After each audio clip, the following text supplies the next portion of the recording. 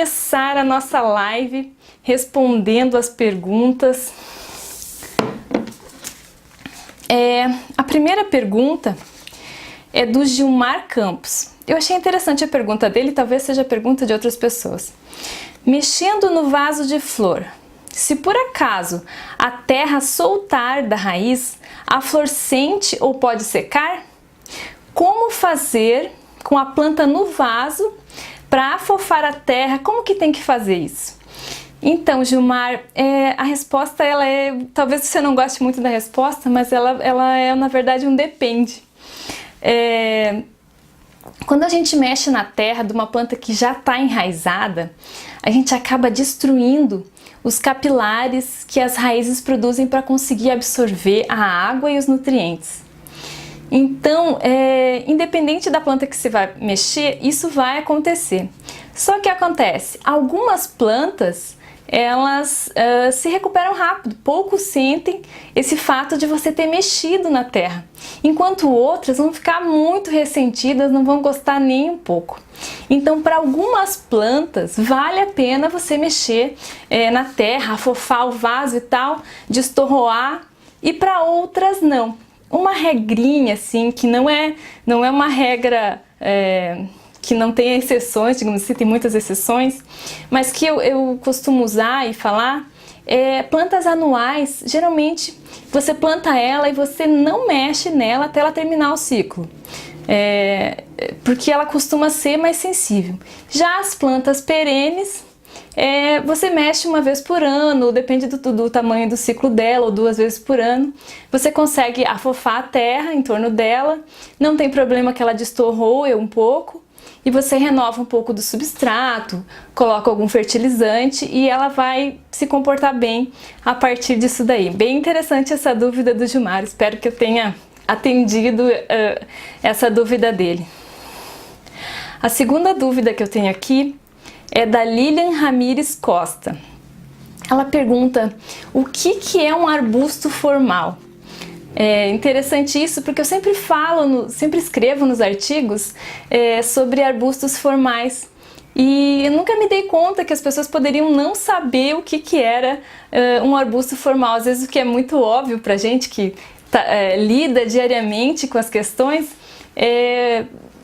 parece muito óbvio e na verdade não é tão óbvio assim.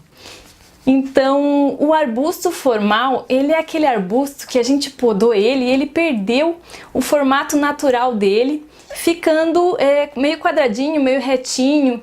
E a regra não é que ele fique reto, a regra é que ele mostre que você está impondo uma forma que não é natural daquela planta, né? Você está impondo uma forma formal, e ele é típico dos jardins formais. Então, um arbusto formal aparece nos jardins formais, que são os jardins franceses, por exemplo. Eles aparecem também muitas vezes em alguns jardins japoneses, embora não seja uma regra. O jardim japonês, muitas vezes, ele imita a natureza, mas ele tem muito essa coisa da topiaria, de imprimir uma forma a um arbusto que não é a forma real dele, a forma natural desse arbusto. Nos jardins franceses, que são os verdadeiros jardins formais, assim, isso é bem claro. A gente vê aqueles desenhos geométricos, a mosaicultura sendo utilizada tanto em árvores quanto em arbustos. E isso deixa o arbusto formal. E a dúvida eu achei interessante porque às vezes a pessoa pensa em arbusto formal como sendo alguma espécie. É o buchinho que é um arbusto formal. Mas se você deixar o buchinho crescer livremente, ele não vai ser um arbusto formal, ele vai ser um arbusto informal. A mesma coisa o pingo de ouro, entre tantas outras espécies. Não é a espécie que define se ela é formal ou não, é a forma como você poda essa planta. A pergunta agora é da Neila Ribeiro. Ela pergunta assim: como usar NPK em rosas do deserto? Então, pessoal, a rosa do deserto ela é uma planta suculenta. Apesar de ser um pouquinho diferente, ela é suculenta e ela é um pouquinho mais sensível que as plantas que a gente tem no jardim. E também, por ser uma planta mais cara, não é muito recomendado que você use adubo do tipo NPK, que é adubo químico, né, de liberação rápida em rosas do deserto. Só para deixar claro, o que é o NPK? O NPK é a medida de nitrogênio, fósforo e potássio que tem nos adubos.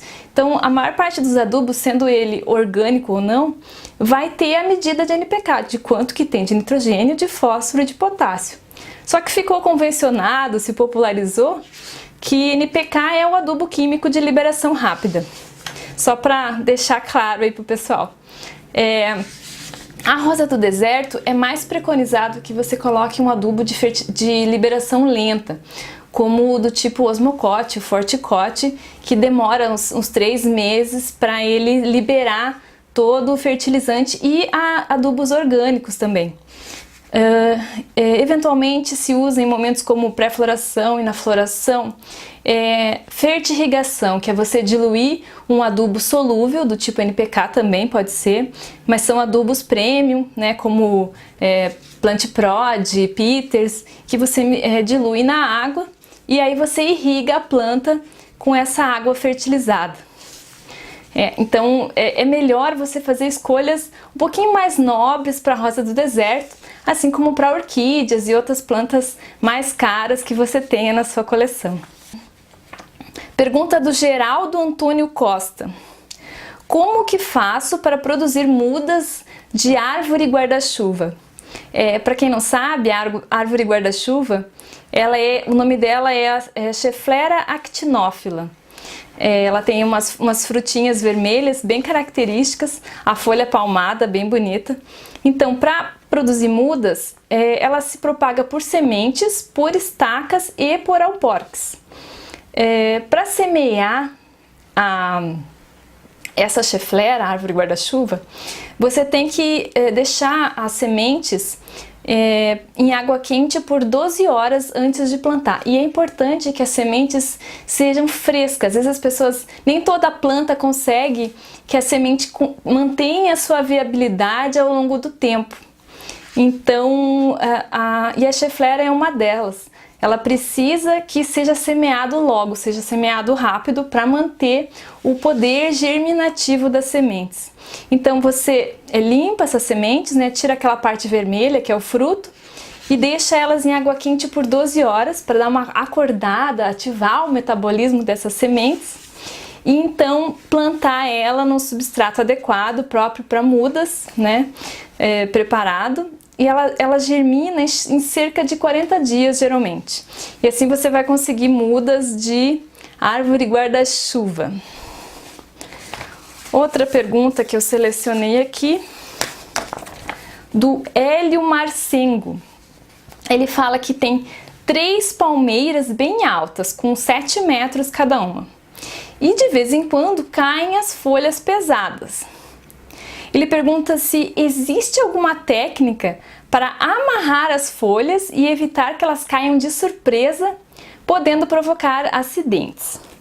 Então, Hélio, eu não conheço nenhuma técnica que sirva para amarrar as folhas e com esse propósito de evitar que elas caiam.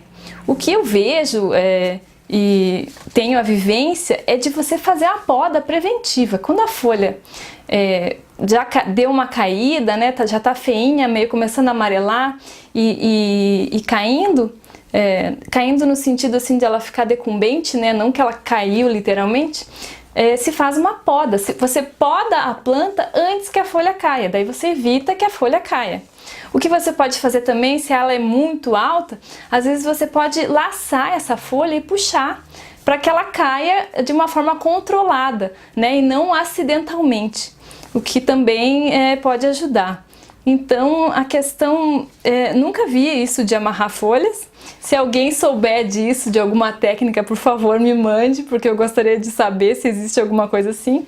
E eu acho que o caminho é mais para você fazer uma poda preventiva, remover essa folha antes que ela caia, ou então fazer assim, conduzir essa queda, né? Fazer uma queda conduzida, digamos assim, se a árvore é muito alta, difícil de fazer uma poda propriamente. Outra pergunta. A Marizilda Quitério pergunta: gostaria de saber se posso replantar Primaveras, pois a minha tem mais de 30 anos e já não floresce mais, adubo sempre. Eu achei estranha essa pergunta porque quando a gente fala em replantio, geralmente a gente fala de plantas que estão em vaso. E em plantas que estão em vaso se costuma replantar a cada 2 anos. Então uma planta de 30 anos que ainda não foi replantada deve estar muito necessitada de replantio. Então se é uma planta em vaso, realmente eu acho que você deveria replantar ela, trocar o substrato, fazer um bom manejo. Mas se essa planta está na terra, não faz o menor sentido replantar, porque na terra a planta vai atrás do nutriente, né? Então você não precisa replantar ela, não tem a menor necessidade. Uma coisa que pode estar acontecendo a planta, seria interessante fazer uma poda. Às vezes ela está sem poda e acaba não florescendo. E para a primavera a poda é muito importante. O que acontece muitas vezes também é que muda a condição de luminosidade. Ah, mas Raquel, eu não troquei a planta de lugar. Como é que mudou a luminosidade? Às vezes você não trocou a planta de lugar, mas construíram um prédio do lado de onde você deixa a sua planta e esse prédio está sombreando a sua planta. Ou então uma árvore cresceu naquele local e também passou a sombrear ela. Você não mudou ela de lugar, mas ela mudou a condição de luminosidade que ela tinha antes e agora ela não tem mais aquela luz e passa a não florescer. Então isso acontece também. De qualquer forma, a poda e uma boa fertilização com fósforo e potássio vão dar uma energia extra para sua planta. E se ela está em vaso, pelo amor de Deus, replante essa buganvília para um vaso maior, troque uma boa parte do substrato, faça uma poda de raiz, uma poda da parte aérea, que ela vai florescer de novo. Outra pergunta que nós temos aqui. Tenho uma íris da praia que não fica bonita de jeito nenhum. Ela fica na sombra, tem regas regulares e não floresce. O que posso fazer? A pergunta é da Soila Mara Saran. Então, a íris da praia, ela tem uma reputação de ser uma planta de meia sombra, né, para florescer. Ela não é uma planta que floresce muito, mas ela cria uma folhagem bonita na meia sombra e eventualmente ela floresce também. Então é interessante que você veja o quanto de sombra ela tá, porque uma planta que floresce dificilmente floresce numa condição de sombra muito forte, que a sombra esteja muito escura. Então a íris da praia, mesmo sendo uma planta de local semi-sombreado, ela precisa de luz para florescer, ela precisa acumular algumas horas luz para florescer, porque senão não tem jeito mesmo. Você pode adubar, você pode regar, fazer o que for, sem luz, que é por onde a planta se alimenta de verdade, que ela constrói o próprio alimento, e onde ela recebe o sinal para florescer, ela não vai florescer. Então é importantíssimo que a sua íris da praia receba a luz, mesmo que não seja a luz direta do sol, ela precisa receber bastante de luz. E quando a gente fala em sombra, se abre um leque muito grande. Tem uma sombra muito escura, tem uma sombra mais ou menos clara, tem uma sombra que pega um pouquinho de sol da manhã. Então varia, é muito variável. A minha amiga Carol Costa, ela fala uma coisa que eu acho ótimo, que ela fala: se você conseguir ler letrinha miúda de bula de remédio, de contrato na luz, ela tá boa para a planta. Se você não conseguir ler, você não coloca planta nenhuma ali, porque já tá muito escuro. Eu acho uma sacada genial isso que ela fala. Carol, um beijo para você, meu amor. Próxima pergunta. Já comi o abacaxi ornamental, é uma delícia. É verdade que não pode ser comido? A Débora Botaro da Silva. Débora, que eu saiba, ele pode ser comido da mesma forma que o abacaxi normal. Ele só não é comido geralmente porque o fato dele estar na planta é que torna ele ornamental. E geralmente eles são uns abacaxis bem pequenos, não são um abacaxi grande, né, que para você comer e tal. Ele foi desenvolvido, foi selecionado para ter um efeito ornamental, não para ser comido, mas não deixa de ser um abacaxi.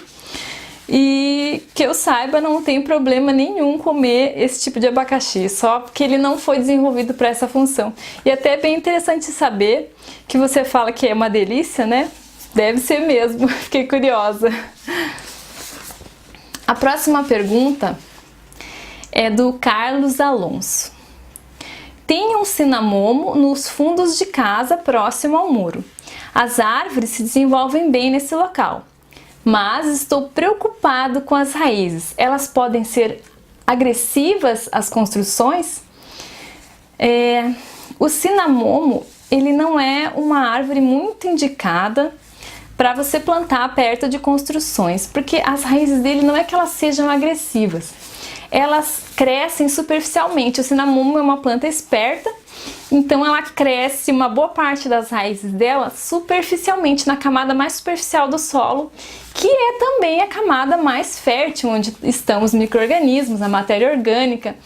Ela é bem inteligente, digamos assim.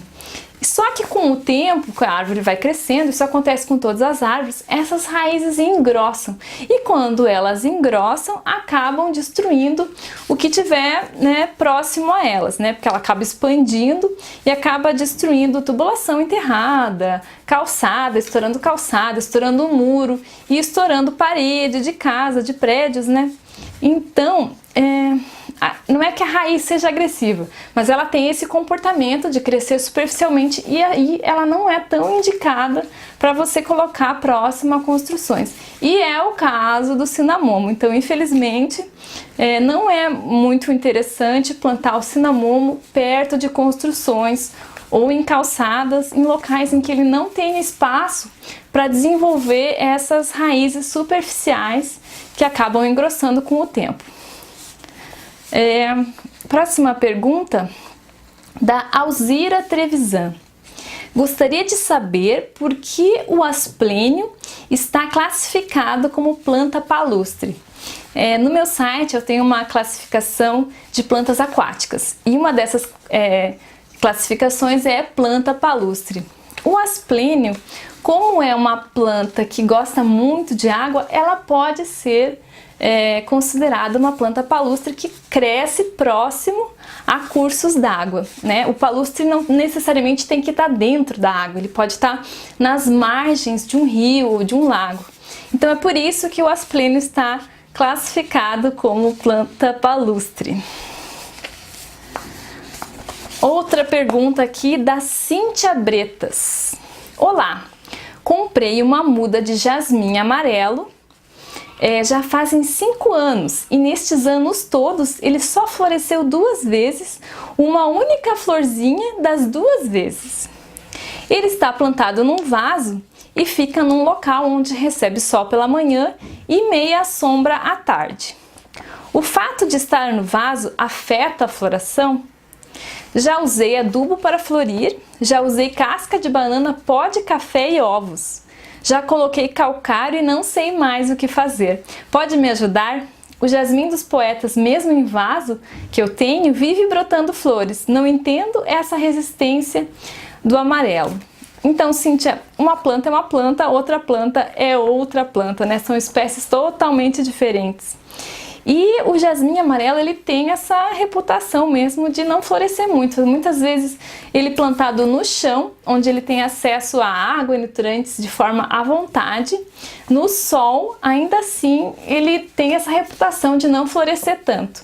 E pode acontecer, sim, de você ter uma planta, ainda mais nessas condições que você falou, que está em vaso, ou seja, isso acaba prejudicando um pouco.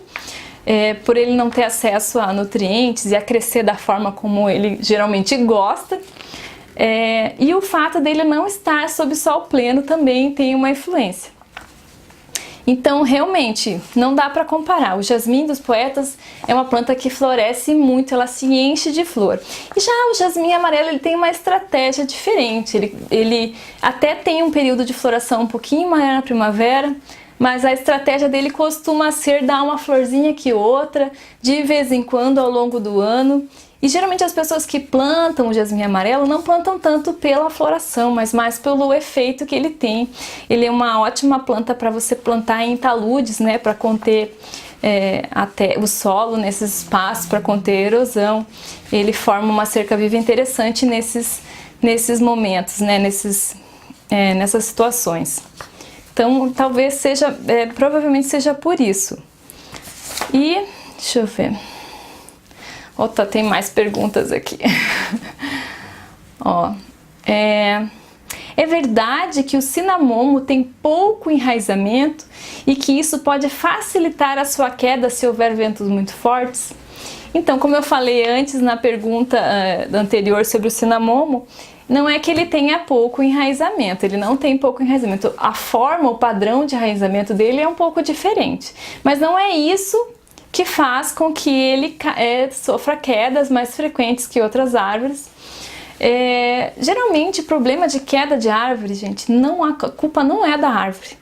Geralmente o problema de árvore é porque ele é mal dimensionado o local onde ele é plantado. Às vezes você planta na calçada, num espaço mínimo, a planta não consegue desenvolver raiz. Às vezes você coloca a muda já com a raiz toda enovelada, ela não consegue formar aquela raiz pivotante que é o alicerce principal dela. Isso acontece todos os dias com muita gente que planta árvore na calçada, e isso acaba comprometendo o futuro daquela planta. Ela pode crescer um pouco, enquanto ela é novinha, não pesa muito, ela vai crescendo e vai ficando ali. Quando ela já virou aquela senhora árvore grande, aí aquele problema vai acabar aparecendo, né? Ela não desenvolveu um alicerce decente com uma raiz pivotante, porque ela estava enovelada, porque ela não tinha espaço.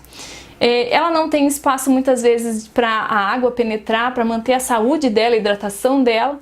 E aí o que acontece? Vem um vento mais forte, uma tempestade, e a árvore acaba quebrando, acaba tombando. E muitas vezes a culpa não é da árvore. Embora, em muitos casos, não seja muito indicado você plantar árvores com crescimento muito rápido, que tenha madeira muito frágil. As pessoas, elas têm essa tendência, não, eu quero uma árvore que cresça rápido, que resolva logo ali à frente da minha casa, porque está muito feio, ou porque eu quero uma sombra para o meu carro. E aí a árvore cresce muito rápido, e geralmente essas árvores que crescem muito rápido, elas não têm um lenho, né, um cerne muito resistente. Então ela tem uma chance maior de quebrar, principalmente se ela está num local descampado, desprotegido, que é só ela ali de árvore. E isso acaba acontecendo. Então é mais acertado você plantar uma espécie que seja bastante longeva. Às vezes ela não tem um crescimento muito rápido, ela tem um crescimento mais lento, mas ela forma uma estrutura mais interessante para conviver com a gente na cidade do que uma árvore com crescimento tão rápido. E o cinamomo é uma árvore de crescimento rápido e geralmente utilizada por isso, para ser colocada em calçada, por essa questão dele crescer rápido. O mesmo acontece com o guapuruvu também. Nossa, é uma árvore que cresce, muito rápido. Só que é uma planta que tem esse problema de quebrar na tempestade. O abacateiro também acontece isso. Conheço muita gente que planta o abacateiro na frente de casa ou dentro do quintal e não se dá conta que essa árvore, por crescer muito rápido, os galhos acabam quebrando, acabam sendo mais frágeis do que outras espécies que seriam mais acertadas para você plantar numa situação de cidade, né, de meio urbano. Próxima pergunta da Elza. Ela fala que meu jasmim manga está com as folhas cheias de ferrugem e caindo. Estamos em março e ainda nem esfriou. Como devo tratar essa doença? Mas então, o jasmim manga, ela é uma árvore decídua. Então, quando chega o outono, é natural que ela perca as folhas, que ela vai perdendo essas folhas, e justamente porque é o processo de renovação. Ele fala assim: tenho um vizinho com 2 araucárias no quintal que estão muito altas. E com as chuvas e ventos fortes eu estou com medo delas caírem. Elas estão bem perto do muro. As raízes são profundas. Então, se essas 2 araucárias foram plantadas numa cova bem preparada, as raízes não estavam enoveladas, as mudas tinham qualidade, tinham saúde, não tem muito por que se preocupar, porque ela tem uma raiz pivotante é muito boa, né, a raiz das araucárias. Eu acho que ele não precisaria se preocupar. É interessante, no entanto, se ele tem dúvidas que a árvore pode estar com algum problema, que ela corre o risco de cair, é pedir uma análise para um técnico, um engenheiro florestal, um engenheiro agrônomo, que vai analisar o estado dessas árvores. Cada caso vai ser um caso quando esse tipo de coisa acontece, e cada caso deve ser analisado isoladamente, não dá para generalizar, não tem problema nenhum, não vai acontecer nada. O importante é que um técnico, né, qualificado consiga ir até o local e avaliar se essas araucárias estão bem plantadas, se elas têm condições de se manterem ali e não caírem. Já vi araucária cair, acontece de araucária cair, mas não é muito comum. Tá? Eu já vi muito mais araucárias mortas em pé do que a araucária que caiu. Então, eu acho que as chances de dar algum problema são baixas, mas o ideal é você chamar um técnico para resolver esse problema. A última pergunta da Inês, ela fala assim: comprei chuva de prata florescendo e mudei de vaso, e no dia seguinte secou e não teve volta. O que deu errado? A chuva de prata, eu volto lá naquela, acho que não foi na primeira ou na segunda pergunta, quem não assistiu volte lá para ver.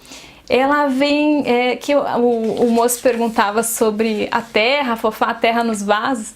Ela entra naquela questão de plantas que são anuais e que é melhor não mexer nelas, porque elas são um pouco sensíveis se você mexer no substrato, se você mexer na terra. Então ela veio para florescer e você deveria ter deixado ela no vaso dela até ela completar o ciclo dela. Não dá para transformar, dificilmente você vai conseguir transformar uma planta anual em planta perene. Por que eu falei dificilmente? Porque tem muitas plantas perenes que acabaram sendo selecionadas, né? Fizeram melhoramento genético e ela acabou meio que se comportando como anual. E as plantas da família dos crisântemos, como a chuva de prata, muitas vezes tem essa questão. E aí até que algumas plantas dá para fazer com que ela viva um pouco mais, mas a regra é que ela é anual e depois que ela florescer ela vai morrer.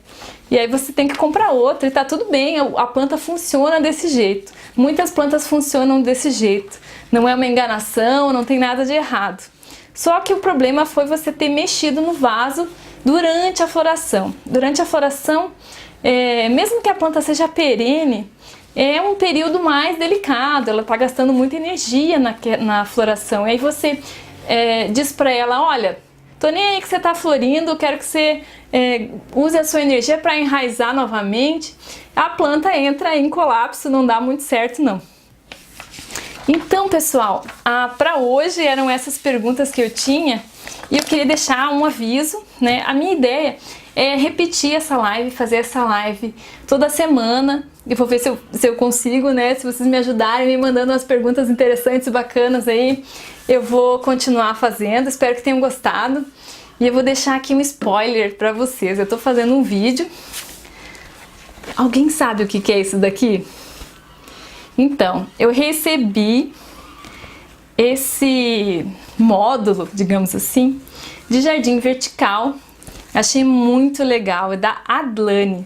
Então, ela diz na carta que ela me mandou junto com esse módulo que eu posso colocar esse módulo direto na parede, que vai funcionar. Posso plantar ali dentro e colocar direto, que não vai ter problema de ficar estragando a parede, que ele é feito de feltro e ele é como se fosse um sanduíche de materiais. Dentro desse sanduíche é feltro, aí tem uma camada plástica que isola da parede e novamente é feltro. E eu tive uma ideia bacana, eu acho que foi bacana, né? E eu vou gravar um vídeo mostrando pra vocês como que foi essa ideia, só que eu não vou fazer ao vivo, vou fazer e vou colocar no YouTube para quem quiser acompanhar. Então fica ligadinho, olha lá no meu canal do jardineiro.net no YouTube que vai aparecer esse tutorial de como que eu vou aproveitar esse módulo de jardim vertical. Um grande beijo e até a próxima live!